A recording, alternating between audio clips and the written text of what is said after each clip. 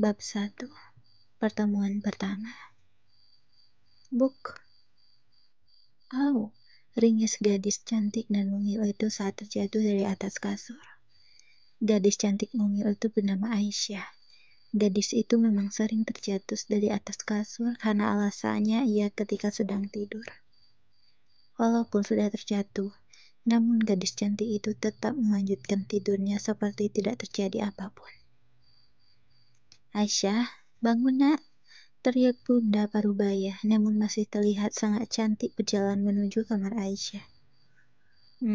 Iya Umah, Aisyah bangun. Dengan sangat malas, Aisyah harus membuka matanya dan terkejut karena tertidur di lantai. Astagfirullah, bisa-bisanya aku ketiduran di lantai, gumam Aisyah dalam hatinya merututi dirinya sendiri yang bodoh karena ketiduran di lantai. Perempuan Parubaya itu masuk ke dalam kamar Aisyah dan memberikan susu pada gadis mungil tersebut.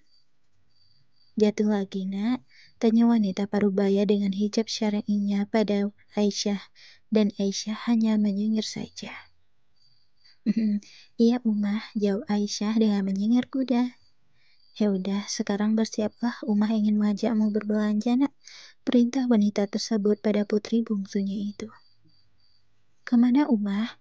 Aisyah yang masih mengelus punggung dan karena sakit akibat terjatuh dan ketiduran di lantai. Udah ikut aja, jangan membantah, perintah sang Umah, dan mau tidak mau Aisyah harus menurutinya. Tapi Umah, Aisyah harus ke rumah sakit, ucap Aisyah berusaha menolak permintaan sang Umah, karena dia paling malas jika diajak berbelanja. Alasan, Umah tahu kamu gak ada jadwal pagi anak. Sudah, sekarang mandi dan bersiap-siaplah, Umah tunggu di luar, ucap wanita tersebut dan dibalas anggukan oleh Aisyah. Walaupun terpaksa. Aisyah bergegas mandi, atau kalau tidak ia akan dijewer oleh Umahnya dan akan dilaporkan kepada abinya. Tak butuh waktu lama bagi Aisyah menyelesaikan ritual mandinya, karena ia bukanlah tipikal wanita yang hobi berlama-lama di kamar mandi. Aisyah meminum segelas susu yang dibawakan oleh Umahnya. Ia memang tidak bangun pagi seperti biasanya karena sedang dalam fase istimewa. Biasa perempuan. Setelah meminum susu, Aisyah menuruni tangga sebelum dijemput oleh Umahnya atau akan tamat riwayat Aisyah. Pagi Umah, pagi Abi, sapa Aisyah ketika sudah berada di lantai bawah. Pagi sayang, udah rapi aja nih? Mau ke rumah sakit ya? Ucap Abi Aisyah dan Aisyah memberi isyarat bahwa diajak Umahnya untuk berbelanja. Abi Aisyah hanya tertawa geli melihat putri bungsunya itu sedang bad mood karena ulah sang istri. Jangan diketuk gitu wajahnya, ntar cantiknya hilang loh, goda sang Abi dan membuat Aisyah terkekeh mendengarkannya. Masih mau ngobrol atau makan? Kini giliran Umahnya yang angkat bicara. Aisyah langsung mengambil roti dan memasukkannya ke dalam mulut dengan lahap. Umah, emangnya nggak bisa ya kalau Aisyah nggak ikut? Ais lagi ada tugas, pinta Aisyah pada Umahnya dan berujung kena cubit plus omelan. Udah berani bohong sama Umah ya? Umah tahu semua jadwalmu di rumah sakit, orang Umah yang buat, ucap Umah Aisyah mencubit balan lengannya. Ya, begitulah nasib jika bekerja satu departemen dengan Umah sendiri. Enaknya kalau jam istirahat Aisyah tidak perlu lepot-lepot mengeluarkan uang dan tidak enaknya Aisyah harus menerima kenyataan bahwa ia tidak akan ikut berbelanja ke pasar. Ikut aja perintah Umahmu nak, nanti diterkam loh, ucap Abi Aisyah memperagakan bagaimana seorang harimau menerkam. Kemudian ia pamit pergi atau akan kena omelan sang istri. Abi pergi dulu ya, nanti minta supir untuk mengantar kalian berdua. Assalamualaikum, ucap Abi Aisyah namun dihentikan oleh Umahnya. Waalaikumsalam. Bi, jangan pulang telat ya, ingat ada janji makan malam, teriak Umah Aisyah dan dibalas acungan jempol oleh abinya. Aisyah yang melihat hal itu hanya menggeleng-gelengkan kepala saja. Cepat habiskan setelah sarapan kita berangkat, perintah Umahnya dan dibalas anggukan oleh Aisyah. Setelah sarapan Aisyah menaruh piringnya ke dapur. Ia ingin mencucinya, namun dilarang oleh sang Ummah dan langsung ditarik masuk ke dalam mobil. Padahal niat Aisyah baik, yaitu untuk membantu meringankan pekerjaan si Sumi, dan tidak jadi pergi ke pasar bareng Ummahnya. Aisyah bukan merasa jijik masuk ke pasar, hanya saja ia tidak tahan dengan rasa panas jika berada di pasar. Apalagi Ummahnya kalau berbelanja akan lama, sebelum keliling satu pasar maka jangan harap bisa pulang. Mereka berdua tiba di pasar. Sinar matahari pagi masuk menembus kulit Aisyah walaupun ia memakai gamis dan hijab syar'i, namun tetap saja terasa panas. Aisyah mengikuti kemana perginya sang Ummah. Waktu terus berjalan sampai matahari naik dan sedang berada di puncaknya. Aisyah sudah tidak sanggup lagi berjalan. Kakinya sudah pegel karena mengikuti langkah Ummahnya yang begitu cepat. Belum lagi ia membawa plastik belanjaan menambah beban berat di tubuhnya Aisyah.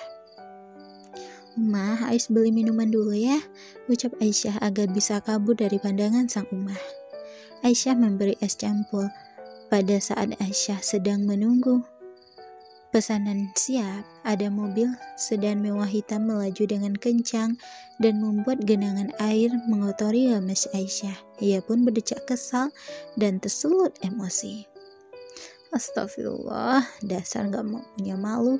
Dia pikir dia yang punya jalan ini apa?" umpat Aisyah kesal. Sang empunya mobil turun untuk meminta maaf kepada Aisyah, namun Aisyah sudah terlanjur kesal kepadanya.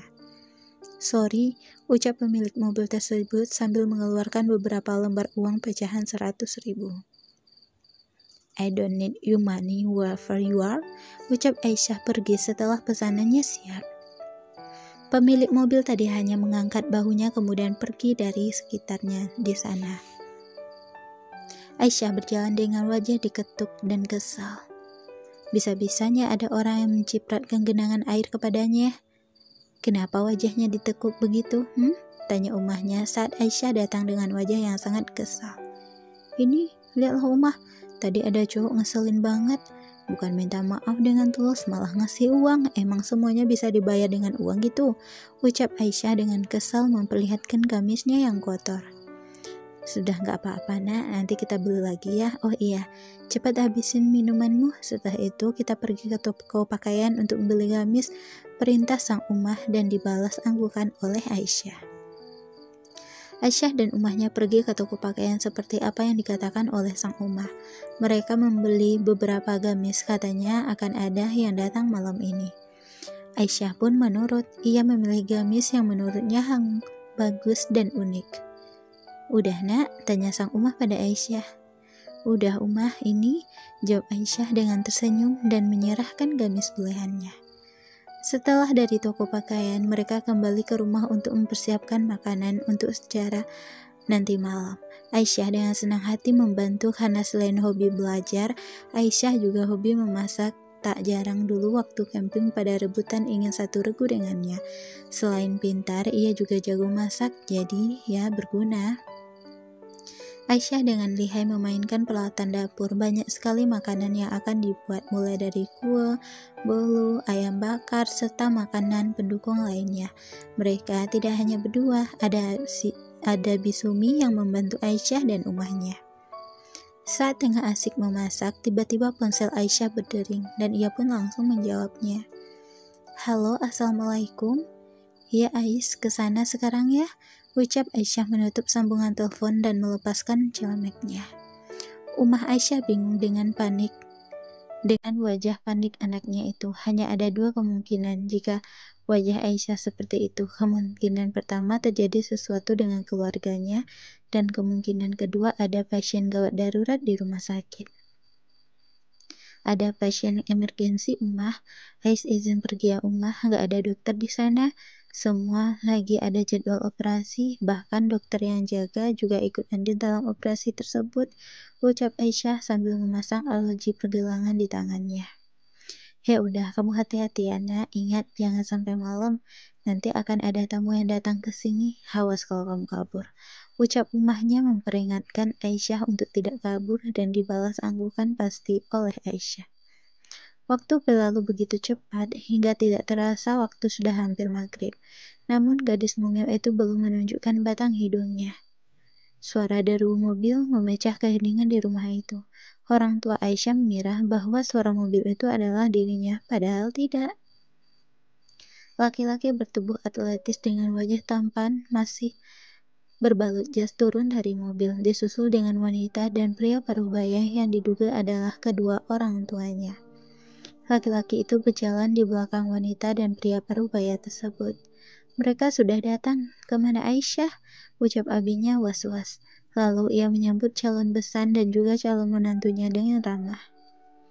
Ke rumah sakit, Bi. Tadi Umah sudah menelpon pihak rumah sakit dan mereka bilang bahwa Aisyah sudah pergi 10 menit lalu, ucap sang Umah tak kalah khawatir. Tidak lama kemudian, suara dari mobil lain datang memasuki halamannya. Kali ini Aisyah yang datang. Ia melihat ada mobil sedan berwarna hitam di halaman rumahnya. Aisyah seperti pernah melihat mobil ini, tetapi ia tidak ingat di mana. Aisyah masuk ke dalam rumah dan mengucapkan salam. Assalamualaikum, Aisyah pulang, ucap Aisyah dan menjawab dan menjadi pusat perhatian. Ia merutuki dirinya sendiri, kenapa harus berteriak dengan kencang untuk masuk ke rumah.